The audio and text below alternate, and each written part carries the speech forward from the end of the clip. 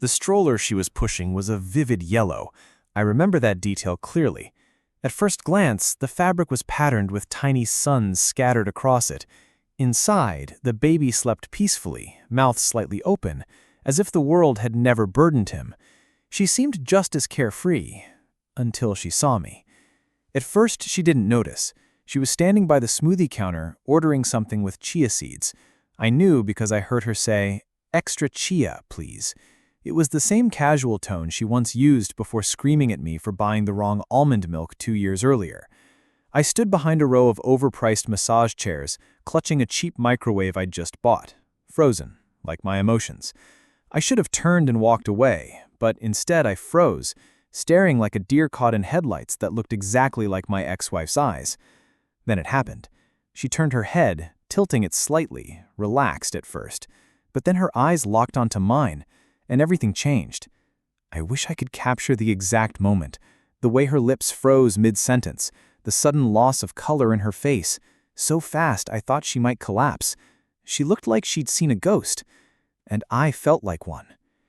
My hoodie was damp from the rain. I hadn't shaved in days. One of my shoes was untied. Meanwhile, she looked like she'd stepped out of a lifestyle blog. Wavy hair, oversized cardigan, a smile that had been genuine just seconds before, now twitching with panic. I hadn't seen her in 748 days. Yes, I counted. And there she was, holding the child she'd had with him. She said something, but I couldn't hear it. My ears were ringing. Maybe it was L? Or oh my? Or just a breath. But I knew what she was thinking. What is he doing here? I almost wanted to laugh. What was I doing there? This mall had been our sanctuary on rainy Sundays. The frozen yogurt place was still there, the one where she used to beg for double mancha. I remembered the exact corner where she once kissed me between the escalators and whispered, "Promise we'll never fall apart." She broke that promise on a random Wednesday afternoon.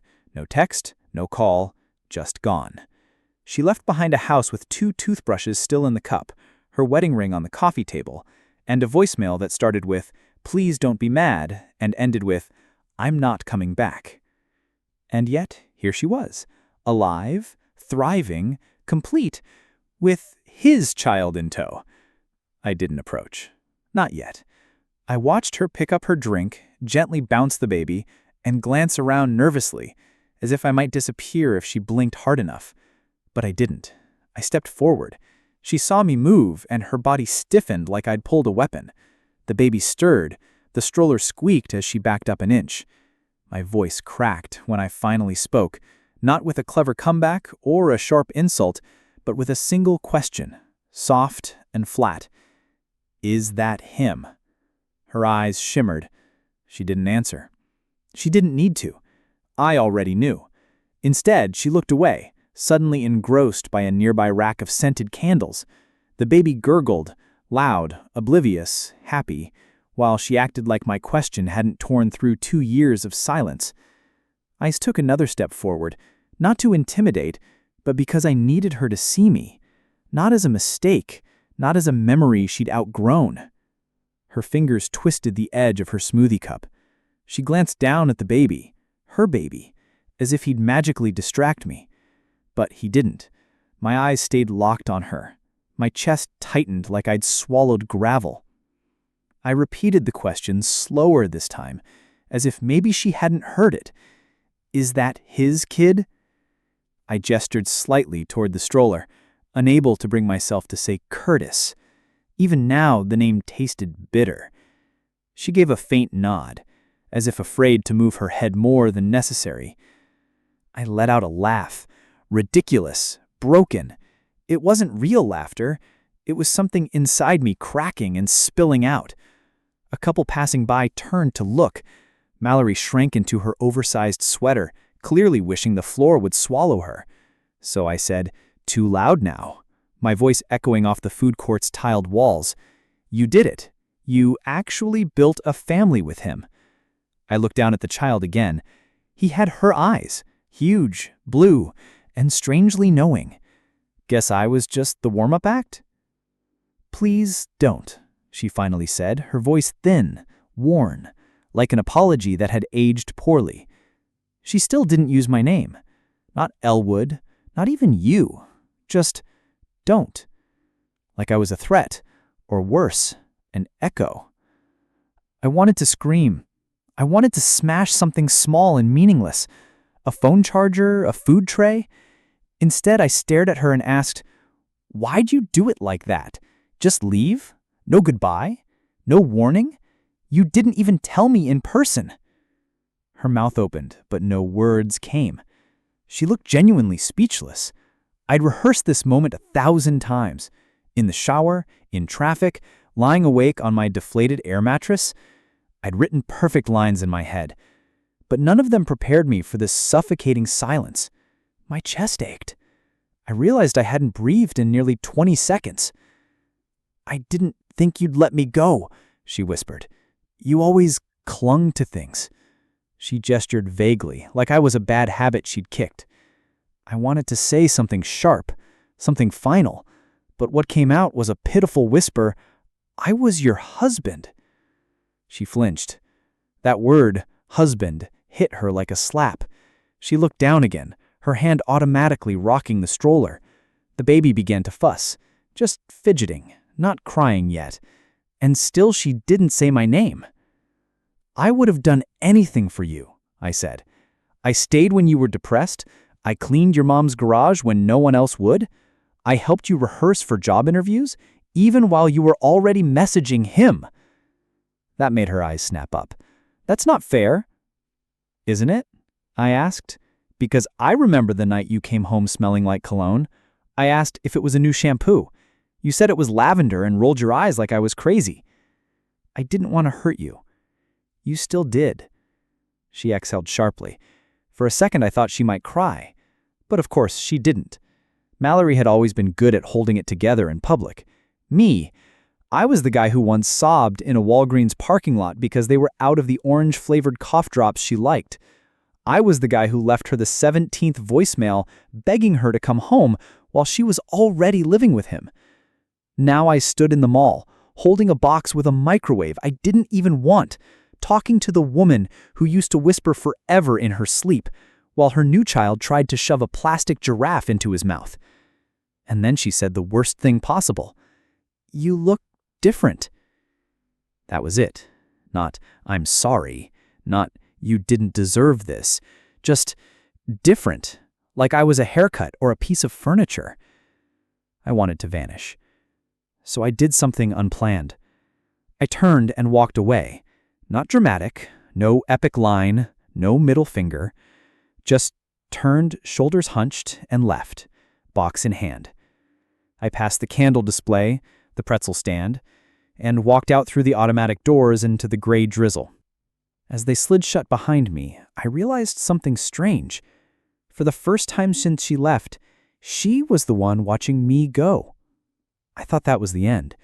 Just walking away, letting the glass doors close like curtains after a humiliating show. I didn't expect anything more. I certainly didn't expect the sound of quick footsteps splashing through puddles behind me. "Elwood, wait." It was the first time she'd said my name in over 2 years.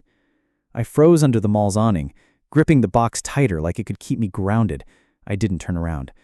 She caught up breathless, one hand shielding her eyes from the rain, the other clutching her cardigan closed. The stroller, thank God, was still inside. I don't know where she left it. Maybe with a kiosk worker. Maybe she didn't care. I couldn't stop staring at the parking lot, the gray sky, the thin thread of steam rising from the wet pavement. She stood beside me in silence. Her breathing was the only sound between us. "You didn't look okay," she said quietly. Like that made her the hero of this moment. Like chasing me into the rain meant something after 2 years of nothing. "You want to check on me?" I finally turned to face her. "After you erased me from your life like I was a typo?" "That's not what I did." "You ghosted me, Mallory." "I left a letter." "You left a document with bullet points." She flinched again. I almost felt bad. Almost. Her hair was damp. Her mascara slightly smudged under one eye. For a moment, she didn't look like the polished woman from Instagram. She looked like someone caught in the act of remembering everything she tried to forget. And I realized maybe she wasn't here for me. Maybe she was here for her guilt. "I couldn't face you," she said finally, her voice almost lost to the wind. "You would have talked me out of it." That hit harder than I expected. "You're damn right I would have," I said, my voice cracking, "because I believed in us, because I thought you were just tired or confused. I didn't think you were building a whole other life with someone who drinks coffee out of a mason jar." She laughed, a tiny, real laugh. It made me sick. "You still do that thing," she said, wiping under her eye. "What thing?" "Make jokes when you're breaking." And just like that, I hated her again. Not in a dramatic, cinematic way. It was quieter, like hating someone for knowing you too well after they've stopped deserving to. I turned back to the parking lot, the drizzle stinging my face. My hoodie was soaked. "Why did you really come out here?" I asked, without looking at her. "To make sure I'm not going to jump in front of traffic, or just to check if I still wear sad shoes?" She didn't answer. I almost thought she'd walk away, but then, quietly, "I had a dream last month. You were standing at the end of a dock. You didn't look at me. You just walked into the lake and disappeared. When I woke, I couldn't breathe." I didn't know what to say. I stood there, blinking away rain, unsure if the wetness on my cheeks was just the weather or something else. "Why do you care now?" "Because you mattered. You still matter, just not in the way you want to." That was worse than a slap, worse than the letter, worse than every silence she'd given me over 748 days. I finally looked at her. "Well, Mallory, you don't get to decide how much I matter anymore." And then I walked. This time, she didn't follow. I could feel it in the air, the shift, the resignation. Maybe she finally understood. You can't circle back after carving someone out of your life with surgical precision. You don't get to mourn what you murdered slowly. I reached my car, put the microwave in the passenger seat, and sat behind the wheel, hands trembling.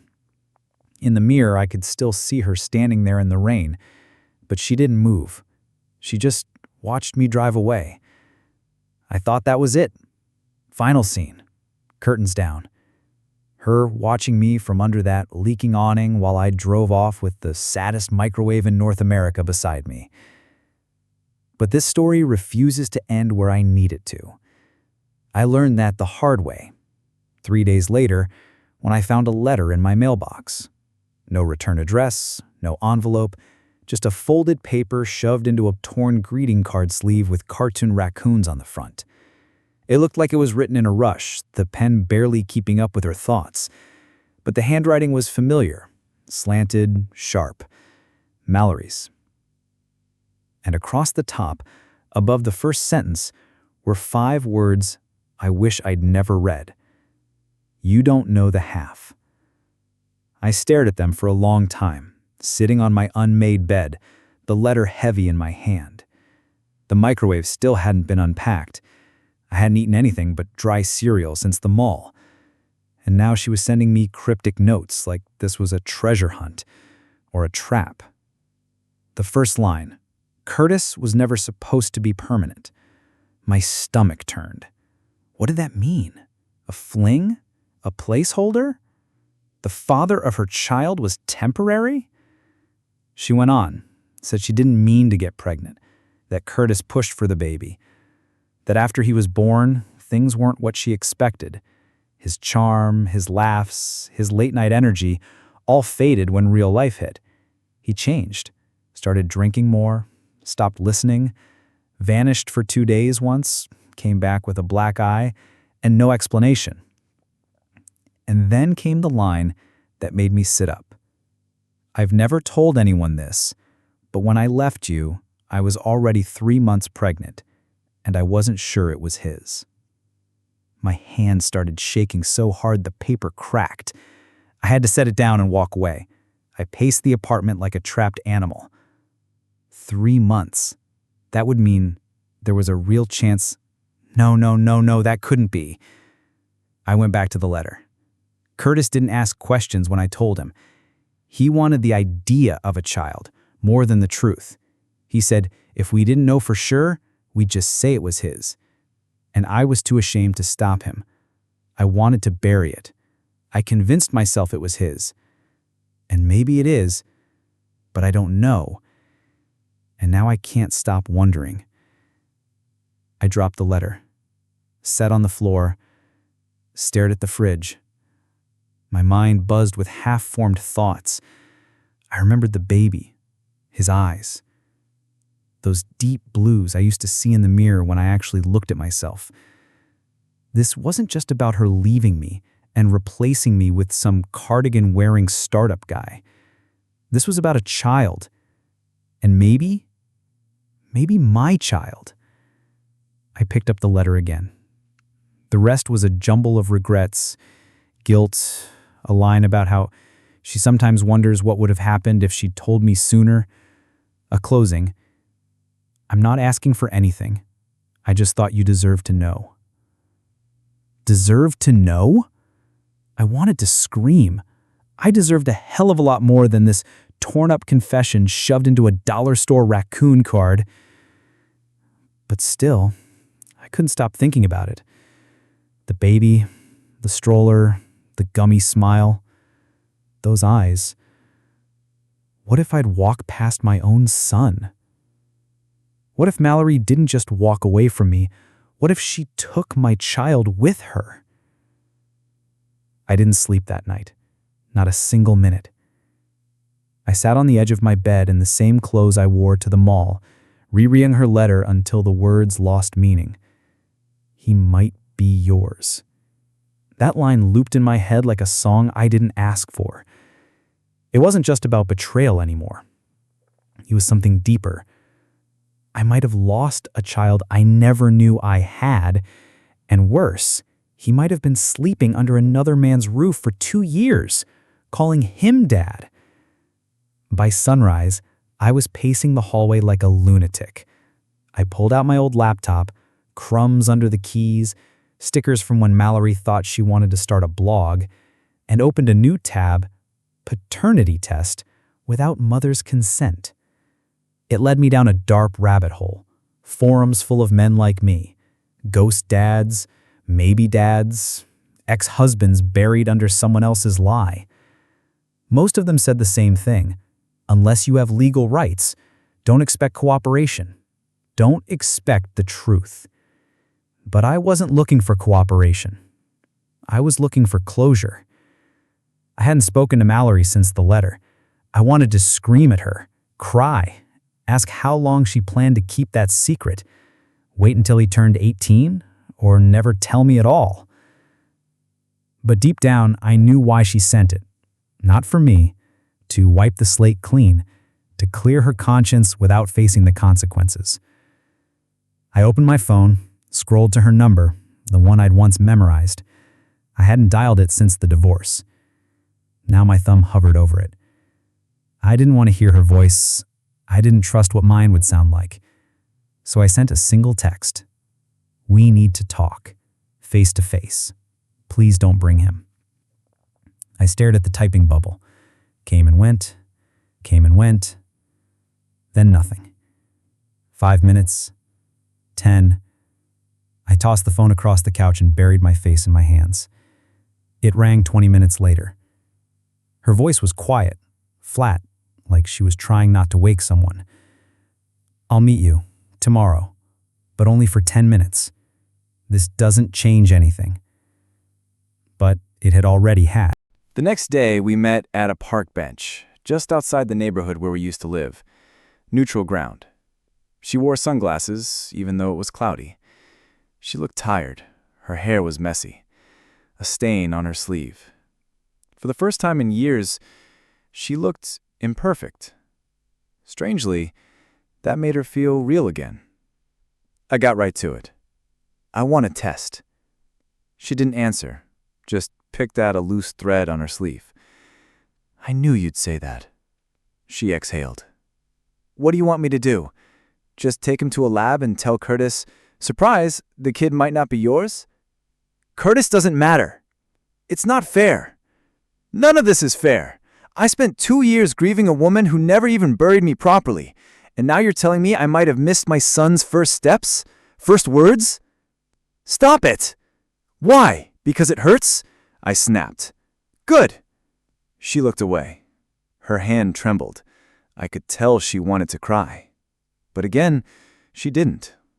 I always hated that about her. Her ability to wall everything off, to blink once, smile tightly and pretend the ground wasn't crumbling beneath her. I didn't want to destroy anyone's life. You already did. Silence.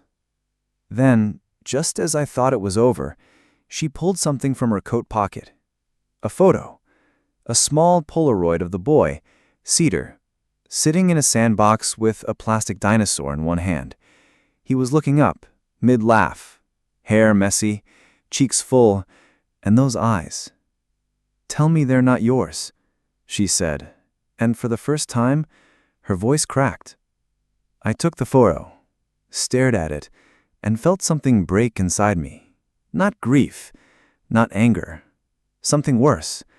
The terrifying hope that maybe, just maybe, I still had something left to fight for. Do the test, I said. Then I got up and walked away, before I lost whatever was left of me. The wait nearly killed me. 12 days. 12 long, bone-crushing, nerve-wracking days to get the results. During that time, I couldn't focus, couldn't work, couldn't sleep, couldn't even finish a sandwich. Every time I closed my eyes, I saw the boy's face, his wide eyes, round cheeks, that laugh I'd only heard from a distance. Would he like dinosaurs because I did at his age? Did he sleep on his side like I do?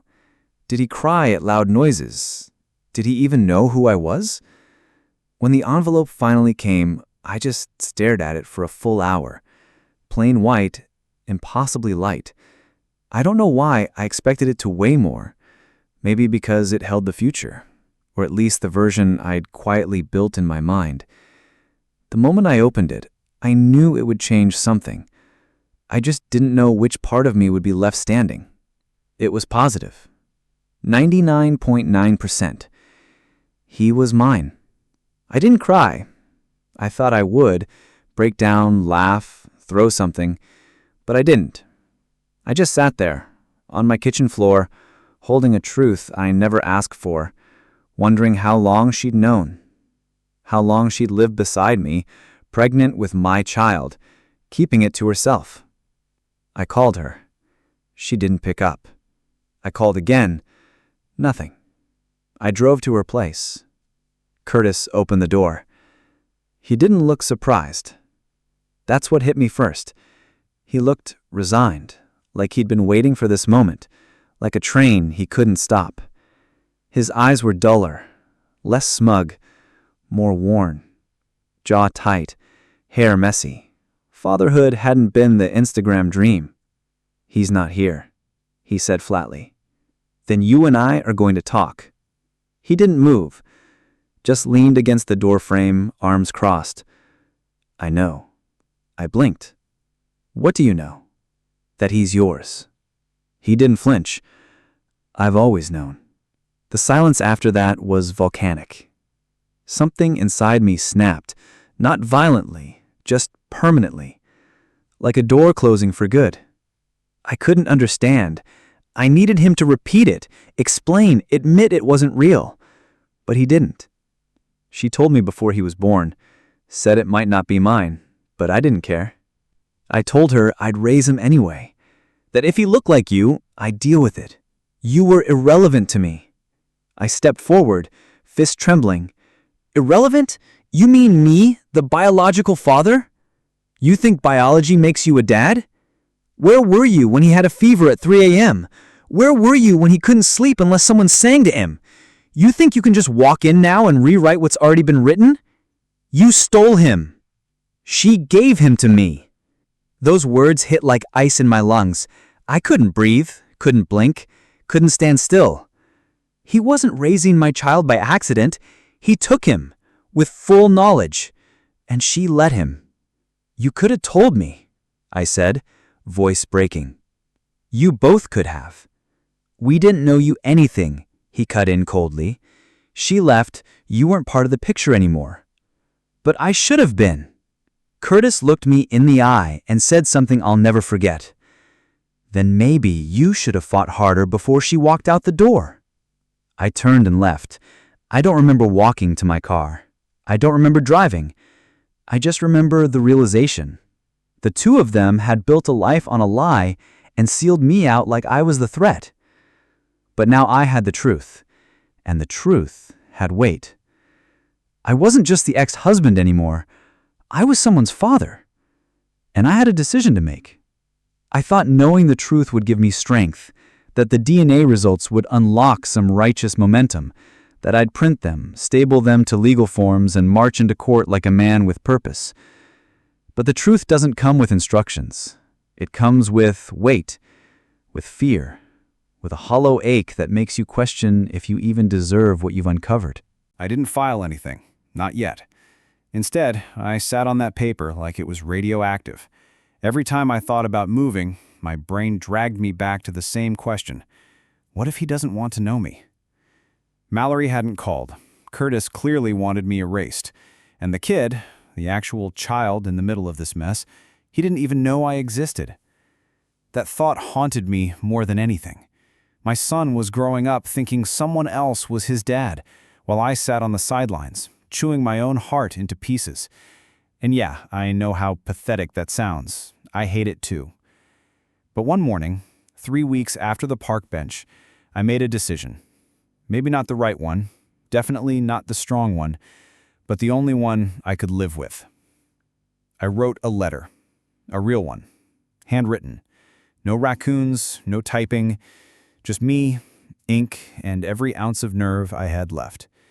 It wasn't dramatic, no threats, no legal jargon, just honesty. I told her I wasn't coming to ruin anything. I just wanted to meet him, one time. No expectations, no pressure, just a conversation, a moment, a window. She replied 2 days later. One line. Saturday, 11 a.m. at Marlow Park. Come alone. The minute I pulled into that lot, I felt like I was trespassing in my own dream. The sun was out, mocking me with its cheerfulness. Families dotted the grass, kids on swings, parents with coffee cups and forced smiles. I parked far from the playground and walked in slow, uncertain steps, scanning faces. Then I saw them. Mallory sat under a tree, knees pulled to her chest. She looked smaller than I remembered. Next to her, on the grass, sat a boy with a red toy truck in one hand and a juice box in the other. Cedar, my son. He didn't look up when I approached. Mallory bid. No wave, no smile, just a shallow nod. I crouched beside them, not too close, heart pounding in places I didn't know had a rhythm. "Hi," I said softly. Cedar looked up, big blue eyes. My eyes. "Who's that?" he asked. Mallory hesitated. "An old friend." "Friend of yours?" he asked her. Then looking at me directly for the first time, "You don't look like a friend. You look like a stranger." That word hit me in the throat. Stranger. That's what I was. A stranger to my own blood. I forced a weak smile. "Well, yeah, I guess I do. Do you have trucks?" "Used to. Not as cool as that one." He inspected me. 3 seconds of silence, then returned to his juice. Mallory didn't speak, neither did I. We just sat there. 3 broken people, arranged like a mistake no one wanted to claim. I watched him play for 20 minutes, asked 2 questions, got 3 answers. At one point, he looked up and said, "Your shoelace is weird." That was the most direct connection we had. Then Mallory stood, dusted off her jeans, and said, "Okay, time to go." I didn't argue, didn't beg, just nodded and stood slowly. As she packed his things, I crouched beside him once more and whispered, "Maybe I'll see you again sometime, buddy." He didn't respond, but as they walked away, just before turning the corner, he yelled one word, "Bye, stranger." I stood there, frozen. That word again, stranger. It echoed in my chest like a closing door. I had met my son, and I was nothing more than a visitor in his story. A week passed. I couldn't stop hearing that word. I heard it in my dreams, in the kettle's whistle, in the silence between thoughts. It wasn't meant to be cruel. He was just a kid, calling things what they were. And the truth is, he wasn't wrong. I was a stranger, a ghost that drifted into his sunny world and left a shadow on the grass. But even ghosts remember the way sunlight feels. I didn't reach out again right away. I told myself not to push it. Let her breathe. Let him breathe. I convinced myself that those 20 minutes watching him push toy wheels through the dirt had to be enough. But grief isn't always loud. Sometimes it just sits in your chest, quiet, heavy, waiting. Then, 4 days later, my phone buzzed. Mallory. One line. "Cedar keeps asking when the man with the weird shoelaces is coming back." I read it over and over. Maybe I was misreading it, but I wasn't. That was my invitation, or at least an opening. So we tried again. Same park, different spot. I brought him a toy fire truck, red, with working sirens. He lit up when he saw it, not for me necessarily, but for the fire truck. And that was enough. He asked what real fire trucks sound like. I did a stupid, over-the-top wail, and he laughed so hard he dropped his juice box on the grass. The second meeting lasted an hour. The third, almost 2. By the fourth, he started calling me Fire Truck Guy. I took it. Held on to that nickname like it meant something sacred, because in a way it did. I was no longer a stranger. I was a thing, a part of his vocabulary, his memory, his Saturday. That was more than I had any right to expect. Curtis didn't like it. I saw it in his face one day when he came to pick Cedar up. We didn't speak, just nodded, civilly, careful, like two men holding opposite ends of a fragile thread. I could see the uncertainty in his eyes, maybe even fear. But I didn't come for revenge. I didn't want to destroy his role. I just wanted my own. And, surprisingly, Mallory understood that. She began inviting me to more than just the park, play dates, story time, a science museum. Cedar liked rockets. He liked ketchup on everything. Hated loud toilets. Loved bubble wrap. Every week I learned something new about him, and every week I feared it would all be taken away. But it wasn't. It kept growing, slowly, unevenly, like something planted too late in the season, but determined to bloom anyway. And one afternoon, while we sat on the floor of a bookstore, flipping through a picture book about sea turtles, he leaned against my arm and said softly, without looking up, "You feel like a dad." I didn't respond. I couldn't. My throat closed. My heart dropped. I blinked too fast, hoping he wouldn't notice. But he did. "Are you crying?" No," I coughed. "I'm allergic to turtle books." He laughed, shook his head like I was ridiculous, and kept reading. That moment, that single sentence, stitched something inside me that I thought would always stay torn. We're still figuring it out. There's no rule book for this kind of thing. I don't know what to call our arrangement. I don't know what the future holds. But now, when he sees me walking up the sidewalk, he doesn't say stranger. He runs at me, full speed, arms wide, shouting something else entirely. "Daddy!" And every single time, I catch him.